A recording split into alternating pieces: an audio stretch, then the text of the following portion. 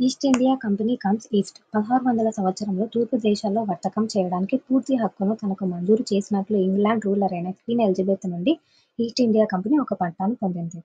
మొట్టమొదటిసారిగా ఆంగ్లేయులు ఓడలు ఆఫ్రికా పశ్చిమ తీరంలోని గుడ్ హోప్ ఆగ్రాను చుట్టి హిందూ మహాసముద్రాన్ని దాటి వచ్చే సమయానికే భారతదేశ పశ్చిమ తీరంలో పోర్చుగీస్ వారు గోవా కేంద్రంగా వారి ఉనికిని చాటుకున్నారు. పోర్చుగీస్ వారు 1498 భారతదేశ సముద్ర మార్గాన్ని కనుగొన్నాడు వాస్కోడి గామా. తర్వాత 17వ శతాబ్దంలో ప్రారంభానికి డచ్ వారు కూడా వర్తకం సాగించారు. తర్వాత ఫ్రెంచ్ వారు వచ్చారు. ఇక్కడ సమస్య ఏంటంటే అన్ని కంపెనీలు ఒకే రకమైన వస్తువులు కొనడానికి ఆసక్తి చూపాయి. భారతదేశంలో తయారయ్యే మేలు రకానికి చెందిన నూలు, పట్టుకు యూరోప్లో గొప్ప మార్కెట్ ఉండేది. మిరియాలు, లవంగాలు, యాలకులు, దాల్చిన చెక్కకు కూడా చాలా గిరాకీ ఉండేది.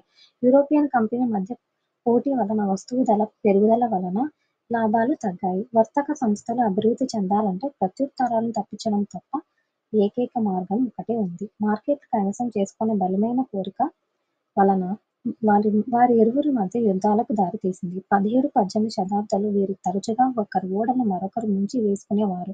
మార్గాలను దిగ్బంధం చేసుకునేవారు. వస్తువులతో నిండిన శత్రు ఓడలను అడ్డుకునేవారు.